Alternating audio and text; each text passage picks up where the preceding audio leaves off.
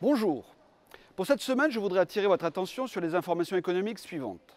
Premièrement, le pillage des entreprises françaises et deuxièmement, le pantouflage de nos dirigeants et hauts fonctionnaires. Tout d'abord, le pillage de nos entreprises. En effet, la longue liste des entreprises françaises rachetées par des capitaux étrangers ne cesse de s'allonger. Fleurons industriels, entreprises symboliques ou stratégiques, aucun secteur n'est épargné. On se souvient de Péchinet, disparu en 2003, ou d'Arcelor, racheté par Mittal en 2006, ou encore du groupe du Louvre et de ses palaces parisiens, vendus à Starwood en 2005, puis au chinois Xinjiang. Il y eut aussi les aéroports de Toulouse ou de Nice, vendus à des investisseurs chinois. Cette semaine, c'est la Compagnie des Alpes, opérateur de stations de ski et filiale de la Caisse des dépôts et consignations, la CDC, qui se dit en pourparlers avec des investisseurs chinois. Et bientôt le groupe Accor, objet d'une prise de contrôle rampante par le même milliardaire chinois qui avait racheté le groupe du Louvre il y a quelques années. Après la désindustrialisation, les délocalisations, les plans de licenciement, la précarisation de l'emploi, voilà nos fleurons qui partent un par un. Tout comme les jeunes cerveaux, éléments clés de notre avenir économique qui cherchent toujours plus à être embauchés à l'étranger. Parallèlement à ces nombreuses acquisitions étrangères symboliques de la perte de souveraineté de notre pays, il faut souligner la forte présence intrusive du Qatar au capital de toutes les grandes entreprises du CAC 40. Ou encore le fait que 50% du capital des entreprises du CAC 40 appartiennent à des investisseurs non résidents, soit une hémorragie de 25 milliards d'euros par an. Combien de fleurons industriels, combien de nos palais, de nos trésors faut-il laisser partir pour que les Français comprennent que l'ultralibéralisme, le mondialisme et leurs valets UMPS, messieurs Sarkozy, Hollande, Valls ou Juppé, les emmènent vers une inéluctable mort clinique.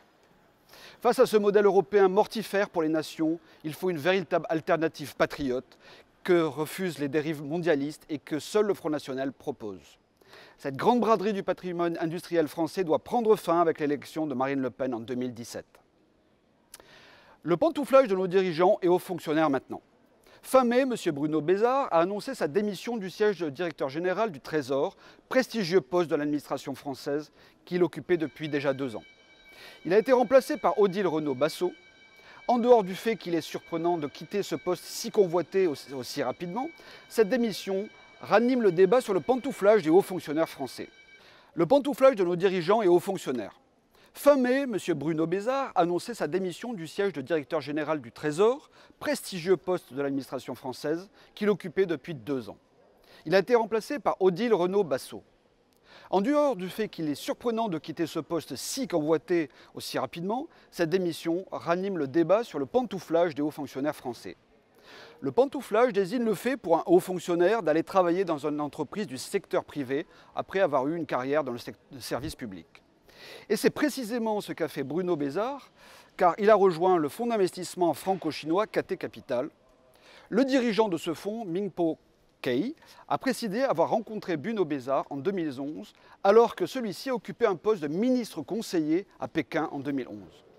Ce départ pour le secteur privé s'ajoute à celui de Laurence Bonne, la conseillère spéciale de l'Élysée, chargée des sujets économiques, qui a rejoint en février l'assureur AXA comme économiste en chef.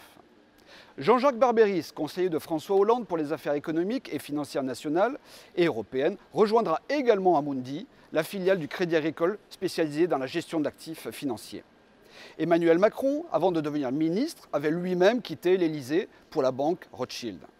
Ce fut aussi déjà le cas sous Nicolas Sarkozy avec la nomination controversée de M. François Peyrol à la tête de Natixis BPCE ou d'Alexandre Juniac à celle d'Air France. Cette fois, le problème était de voir des hauts fonctionnaires qui avaient la tutelle sur des entreprises ou sur leur secteur d'activité en prendre la tête immédiatement après. Et tant pis pour la déontologie.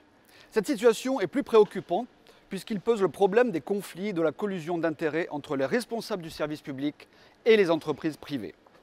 Comment imaginer que des hauts fonctionnaires à qui les entreprises font miroiter des postes prestigieux et rémunérateurs puissent prendre des décisions objectives pour l'intérêt général ?